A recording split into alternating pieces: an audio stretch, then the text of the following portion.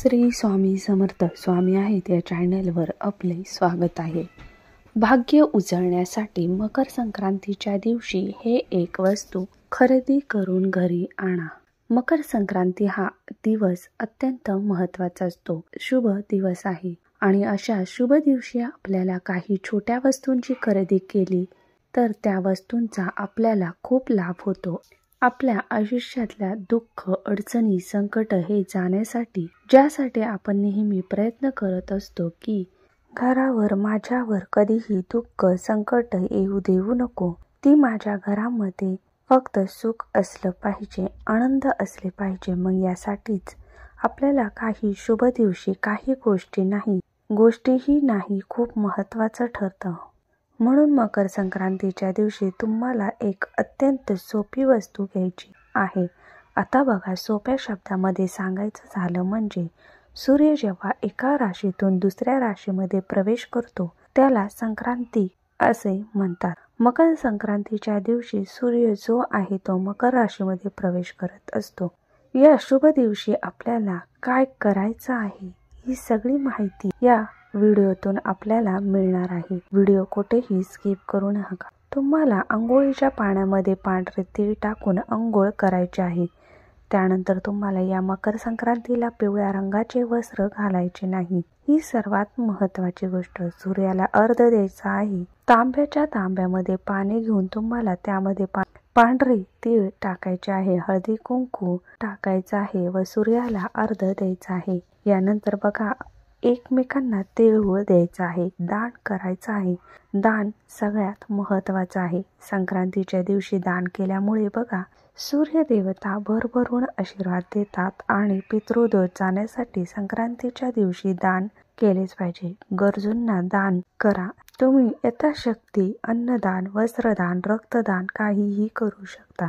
यानंतर दुसरी गोष्ट म्हणजे मकर संक्रांतीच्या दिवशी कुठली गोष्ट घेणं अधिक महत्त्वाचं आहे।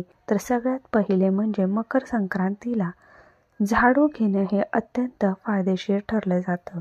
एक बघा, तुमच्याकडे आता दिवाळीला झाडूची पूजा करतो, झाडू असेल तर तुम्ही फक्त घेऊन तो पूजा आणल्यानंतर पूजा करून नवीन झाडू तुम्ही वर्षभरात कधीही घ्याल तर त्याला कालवा बांधायचा आहे। म्हणजे जो आपण हातामध्ये लाल आणि पिवळा दोरा, देवाचा दोरा बांधतो, तर तो दोरा तुम्हाला झाडूला बांधायचा आहे। झाडूला हळद, कुंकू, फूल, अक्षता अर्पण करून पूजा करायची आहे आणि तो झाडू नंतर तुम्ही ठेवून देऊ शकता। जुना खराब झाडू होईल त्यानंतर तुम्ही तो नवीन झाडू तुम्हाला वापरायचा आहे। झाडू आपल्या घरामध्ये प्रत्येकाच्या घरामध्ये असतो, किती मोठा राहू द्या, घर 10-20 रूमचं असू द्या, झाडू प्रत्येक जण वापरतो। त्यामुळे तुम्हाला हा झाडू जो आहे वर्षभरामध्ये आपल्याला लागतच असतो। झाडू तुम्ही खरेदी करायचा आहे। त्यानंतर मकर संक्रांतीच्या दिवशी तुम्ही तुळस तुमची खराब झाली नसेल तर तुळस नक्की लावा। हिवाळ्याचा दिवस आहे, बरेचसे तुळशीचे रोप खराब होत असतात, पाणी वगैरे पिवळे पडतात, तर तुम्हाला तुळस लावायची आहे। त्यानंतर तांब्याची काही वस्तू तुम्ही खरेदी करू शकता। तुम्ही तुमच्याकडे तांब्याचा छोटा लोटा नसेल तर तांब्याचा ग्लास लोटा घेऊ शकता। त्यानंतर बघा, तांब्याचं तामण असेल देवाचं, ते तुमच्याकडे नसेल तर तुम्ही घेऊ शकता। छोटी मोठी तांब्याची वस्तू तुम्ही घेऊ शकता।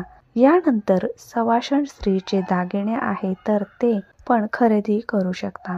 मंगळसूत्र खरेदी करायचं, जोडवे खरेदी करायचे आहे, तुम्हाला टिकली, बांगडी काही खरेदी करायचं आहे तर तुम्ही मकर संक्रांतीच्या दिवशी ते खरेदी करू शकता। त्यानंतर दुसरी महत्त्वाची गोष्ट म्हणजे तीळ, थोडेसे का होईना पांढरे तीळ जे आहे ते खरेदी करायचे आहे। या सगळ्या गोष्टी ज्या आहेत त्या खरेदी केल्यामुळे मकर संक्रांतीच्या दिवशी विशेषतः खरेदी केल्यामुळे आपल्या जीवनावर चांगला परिणाम होतो, त्याचा आपल्याला खूप लाभ होतो। आपल्यावर काही संकट, दुःख आले असतील तर ते जाण्यासाठी, त्याच्यावर मार्ग मिळवण्यासाठी याचा उपयोग होत असतो।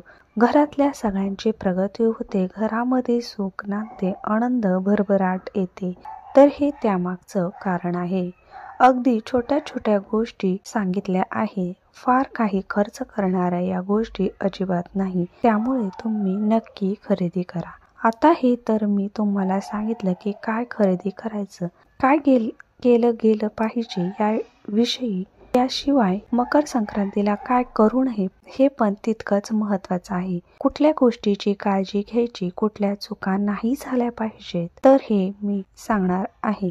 मकर संक्रांतीच्या दिवशी उशिरापर्यंत झोपू नका.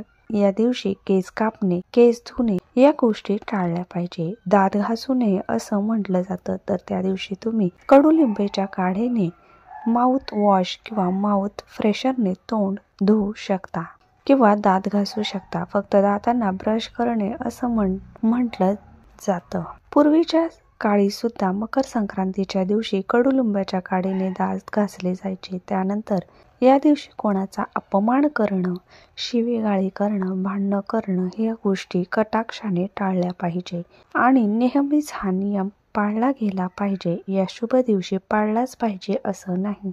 घरामध्ये 4 लोक 4 विचारांचे असतात. प्रत्येकाचं एकमेकांसोबत पटत नाही, पण सणावारांच्या दिवशी आपल्या घरामध्ये आनंदाचे वातावरण राहिलं तर त्याचा घरातल्या प्रत्येक व्यक्तीला फायदा होत असतो. म्हणून घरामध्ये भांडण वगैरे झाले नाही पाहिजे. त्यानंतर मकर संक्रांतीच्या दिवशी वृक्ष तोडू नये. तुमचं काही छोट्या मोठ्या कुंड्या असतील, फ्लॅट सिस्टीम मध्ये आपण काय करतो, सुट्टी म्हणून काहीतरी गार्डनिंग करायला जातो, तर जुने झाड वगैरे काही असतील तर ते तोडू नका. तुळशी वगैरे पानं वगैरे जे आहे ते तोडू नका. तुळशीचे रोप तुम्ही लावू शकता. तुळशीचे पान वगैरे तोडायचे नाही. त्यानंतर दूध देणाऱ्या जनावरांचा या दिवशी दूध काढत नाही. ब्रह्मचार्यांचा या दिवशी पालन करायचं आहे. मांसाहार कटाक्षाने टाळला गेला पाहिजे. बाकी इतर व्यसन जे आहे या दिवशी अजिबात करायचे नाही. तर बघा, तर या छोट्या छोट्या गोष्टी आहे याची काळजी तुम्हाला आवर्जून घ्यायची आहे. सूर्याला अर्घ्य द्यायचा आहे. त्यानंतर पांढरे तीळ टाकून अंघोळ करा. झाडू खरेदी नक्की करा. झाडू साक्षात लक्ष्मीचं रूप मानलं जातं. झाडूची आपण पूजा करतो. चुकून पण झाडूला पाय लागता कामा नये.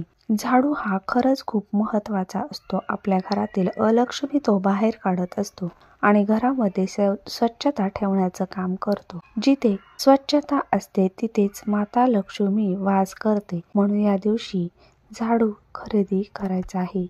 या गोष्टींचा तुम्ही मकर संक्रांतीच्या दिवशी खरेदी करू शकता.